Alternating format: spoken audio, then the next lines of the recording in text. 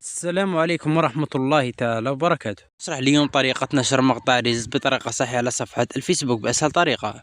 لكن قبل ما نبدأ في الشرح، أرجو الاشتراك في القناة وتفعيل الجرس ليصلك كل جديد، ودعم فيديو بلايك تحفيزنا على نشر المزيد، ونبدأ على بركة الله. لنشر أي مقطع ريلز على صفحة فيسبوك نقوم بالدخول إلى الفيسبوك الخاص بنا، ثم نقوم بالدخول إلى صفحة الفيسبوك، نقوم بالصعود هكذا، ثم تظهر هذه الواجهة، نقوم بالدخول إلى هذه المكان، ثم تظهر علامة الزائد هنا،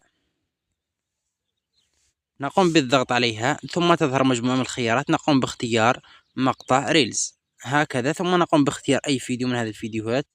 مثال نقوم باختيار هذا الفيديو هكذا. في تفسير الأحلام عند ابن سيرين يمكن تعد تعديل رؤية هذا الفيديو من الأفعى هنا إذا السوداء من أردت الرؤى التي تعديل تحمل الفيديو أو دلالات إضافة أي شيء، يمكن تحذيرية تعديل عن طريق وسلبية الضغط على إذ التعديل ترمز هنا، إلى العداوة ويمكن زيادة السرعة أو تعديل أي شيء كما تلاحظون، أو إضافة صورة أو أي شيء تريده، والخداع والمشاكل ويمكن نشره المخفية. مباشرة كما تلاحظون وتجدر هكذا. نقوم الإشارة بالضغط على إلى الخيار أن التالي، هنا نقوم بكتابة عنوان الفيديو الخاص بالفيديو، نقوم بكتابة عنوان الفيديو ثم نعود.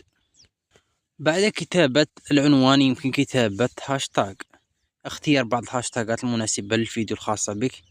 مثال تقوم بالضغط هنا على هاشتاج، وتقوم بمثال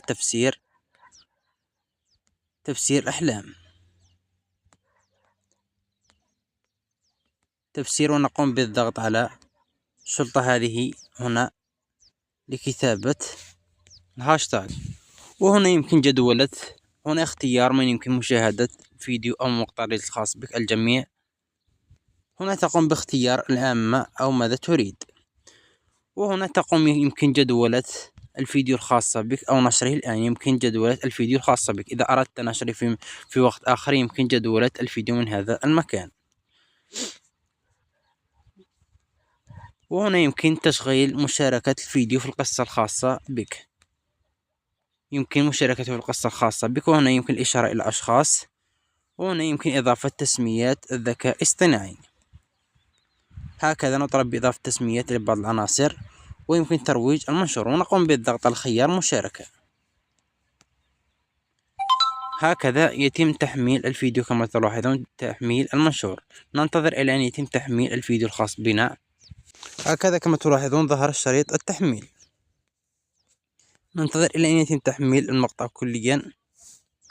هكذا تم نشر. نقوم الآن بالضغط على خيار عرض المنشور هنا، أو هكذا تم ظهر، هكذا كما تلاحظون ظهر كلمة ريلز هنا. هكذا تم تحويل هذا